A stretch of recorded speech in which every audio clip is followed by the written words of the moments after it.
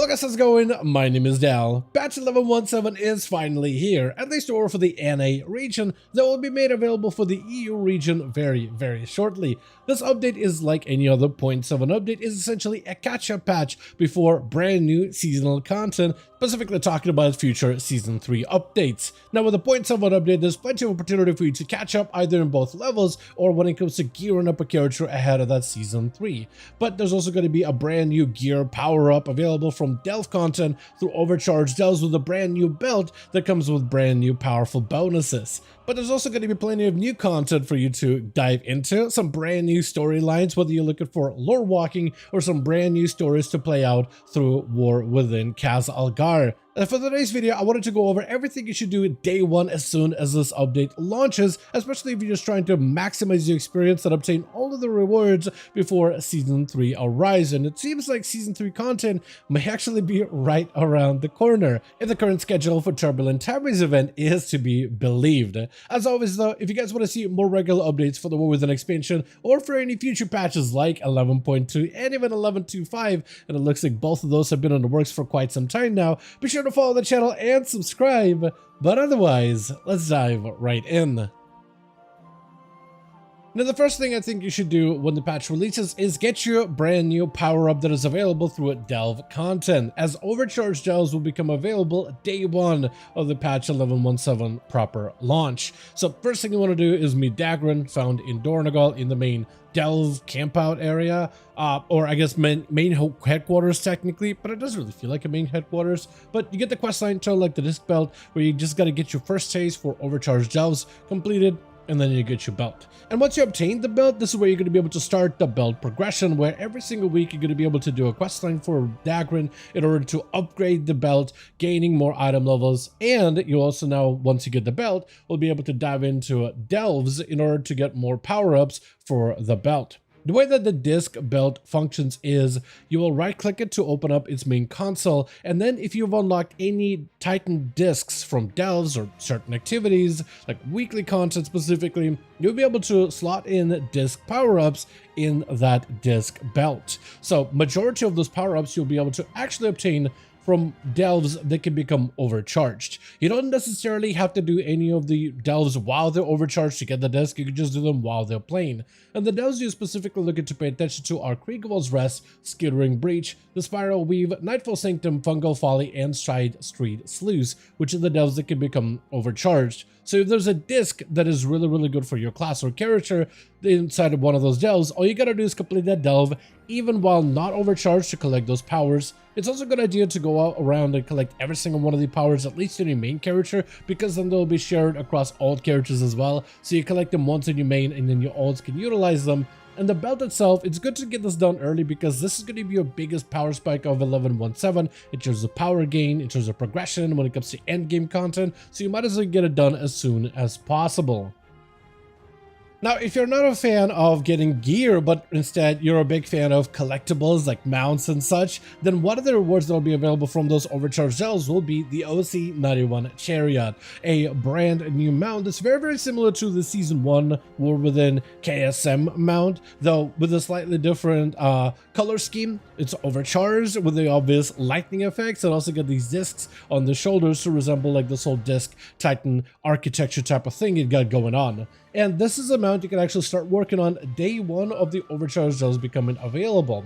In order to obtain this mount, you will just need to travel to overcharged delves and then run them as much as possible in order to obtain disc fragments, combining those disc fragments into discs that can then be used on the main console from those delves. Overcharged delves will add additional extra challenges within those delves. New Titan style enemies that will have different abilities that hit a little bit harder than everything else in those delves. Some trap type of enemies that will zap you from a distance or will give you more things to dodge. The entire ground will be laden with traps, and all the enemies are just going to be a little bit harder to fight through. But the console will be used primarily as a way for you to be able to bypass some of those unique new challenges for the overcharged delves by giving you additional buffs that you can utilize within those delves, or even specific new abilities found within those overcharged delves. And once you complete that entire console, which you'll be able to complete and get those discs from just by slaying enemies and looting treasures of the delves, Once you complete the entire thing, that's when you'll be able to get the OC91 Chariot mount. So all you have to do once it launches is start running Overcharged Delves, collect a bunch of fragments, make discs, power up the console, and once you have the console fully unlocked, that's when you'll be able to get the OC91 Chariot. So you might as well start doing that day one of the new update. Also, during the patch, we'll also have access to the Turbulent Timeways, available immediately as soon as the new update launches. Turbulent Timeways is essentially a massive catch-up event that allows players to experience multiple, just repeating time-walking events back to back to back, where every single week there's now going to be a new time-walking event until Season 3 content finally launches. During that time, any low-level players will be able to jump into time-walking dungeons and earn a stacking EXP buff, and after about 4 or 5 stacks, it transforms into a mastery buff. And if you're able to achieve the time-walking mastery buff for 5 weeks during the Turbulent Timeways, you'll be able to get access to the Chrono Corsair mount of Time Cap Hooktail if you played back in Tazavesh Shadowlands dungeon, or going to be called the Chrono Corsair as the mount variation, but definitely one of the better looking mounts that players have been able to get from the time walking content. During this time, also the time walking weekly quests will be upgraded when it comes to their loot table, as they will now drop hero track gear from Liberation of Undermine, which is fantastic, and it's been one of the best events out there when it comes to catching up a few characters ahead of Season 3 content, which will hopefully be getting a release date sometime soon. And it does look like Turbulent Timeways does have an end date right now around the early of August, so potentially that might be the time when we'll be getting Season 3 officially launching. So it's actually happening very, very soon. And with Turbulent Timeways becoming available day 1 on patch 11.17, you can start working on the Turbulent Timeway event, whether you're looking to catch up alts, get some hero track gear, or just start working on your mount. That's something you can start working on immediately day 1. Also, during the Turbulent Timeways event, a new expansion gets to join the time walking weeks, and that is going to be Battle for Azeroth. Right now on the schedule, it does seem like, at least over on the PTR, that BFA should be potentially available during the first week of Turbulent Timeways, which means that during that first week, we'll instead be diving into Battle for Azeroth dungeons and BFA content, and you'll have access to the BFA vendors. And with some brand new expansion vendors, means a ton of new time walking collectibles for you to obtain. Everything from 2 new mounts with unique summoning animations, a bunch of armor pieces and cosmetic rewards, pets, toys, and all these other items. All of those you'll be able to start collecting hopefully immediately as soon as the patch launches, at least if we were to believe the current calendar available on the PTR. During that time, you'll also actually will be able to gain additional reputation for all of the Battle for Azeroth reps and factions, which is huge because this is an opportunity for players to go back to some of those old faction reps and obtain some of their mount rewards and toys and other collectibles that you couldn't obtain from back in the day. Which is huge if you skipped out on Battle for Azeroth as an expansion, but are still looking to add more items towards your mount collections. Another feature that you'll have access to immediately is the Arathi Highlands campaign, which you'll be able to start in the main town of Dornogal. And I feel like after you've done all the other stuff out of the way, like gotten your belt and did some of your time walkings out of the way, I think it's a good idea to dive into the brand new story campaign. You'll be able to pick up the questline and start it immediately. The story chapters will add a little bit more context regarding the Arathi faction, as well as what looks like the Maghaw orcs and their resettlement in the Arathi Highlands, as well as a new threat that's emerging that may potentially lead itself to be a bigger threat in the future, possibly at some point in Season 3 or at some point in future patches. It's a fairly short questline with 2 main major chapters, but from there, for completing it, you will get 2 new tabards to collect, plus also Faerun's shoulder guards, which are the Lamplighter's pauldrons, and it's a cosmetic new item for you to add to your transmog collection. Another feature that will be made available day 1 is lore walking, which allows players of at least level 10 or higher to experience lore within WoW through in-game scenarios, where you'll be able to directly see through it and even play through some of the most pivotal moments of World of Warcraft's history and lore through actual in-game events, where you'll be able to return back to Stratholme and experience the rise of the Lich King, and even in some cases take on the role of Arthas through the portion of his storyline. You'll get to meet back with the Ethereals, rediscover their struggles against the Void Lords, learn more about the Locust Walker, the Voidy Ethereal that's super unique to the storyline, and Alaria, as well as the Brokers of the Shadowlands, and how the two might actually be related. And you'll also be able to get more backstory for the Blade of the Black Empire and see how Xal'atath came to be what she is now, as well as what she was before she turned into the artifact weapon of Legion. As you do the quest lines, you'll be able to get a couple of pieces of transmog gear from the different eras of different expansions, but also some of the class cosmetics as well. And there's also 3 toys that you'll be able to add to your collection for every single lore walking that you get to complete.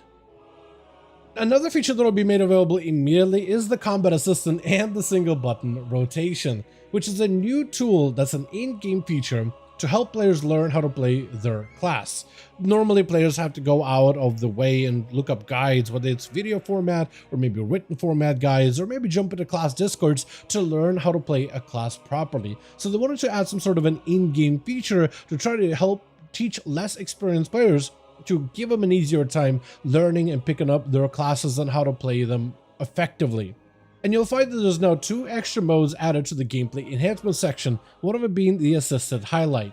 Assisted highlight will essentially be great for players that are somewhat familiar with the class but still do want to perform better at it and want to get a little bit more hands-on practice with the playstyle, really to refine a lot of the different mechanics. It essentially highlights your attacks and recommends you what abilities and spells you should be using next as part of your base rotation. It isn't great at using your major offensive cooldowns or mobility cooldowns or healing. That's something you'll still have to manage on your own, but at least recommend you which buttons you should be pressing depending on the content, depending on the different situations you find yourself in, single target, cleave, or AoE, when it comes to your basic day-to-day rotations.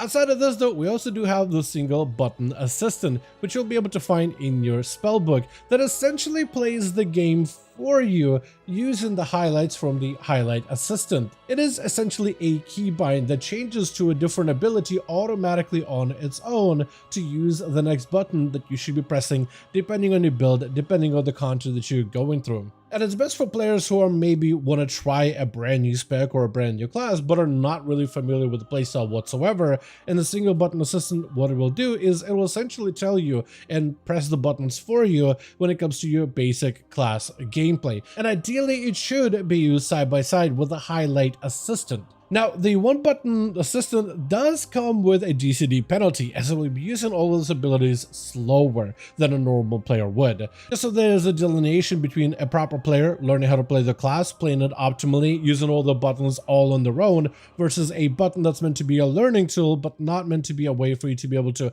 optimize your playstyle going forward. Though the button itself on its own should be great for accessibility. Like, you won't really be using it to kill Gallowix Mythic for anything like that, although I'm sure there's going to be some guilds out there that will try to use the single button rotation. You know, some raiding guilds out there that will try to use the button to see if it's possible to slay certain raid bosses at high-end content, but it's not really designed for that specifically. It is great, however, for basic leveling, or if you just want to do some entry-level content, or even run through older raids and dungeons to farm transmogs, and you don't really care about using your buttons correctly, you just want to spam out single button rotation while still being able to obtain some of those rewards, then the button will be perfect for some of the entry level and some of the easier stuff that's out there. But with that, that's going to be the entire list of things that you should check out day 1 of the launch of the patch 11.17. As always, I do want to thank all of you guys so much for watching, and I hope you guys did enjoy the video. If you did enjoy it or found it informative, go ahead and give it a like. I would very much appreciate it. Join our Discord community, especially if you want to keep up with any future updates like the upcoming Season 3 content of the patch 11.2, which has been in the works on PTR internally for some while now, but hopefully we'll be starting to see some new signs of it very shortly. As always, let me know your thoughts in the comments down below, and as always, I'll see all of you guys in the next one.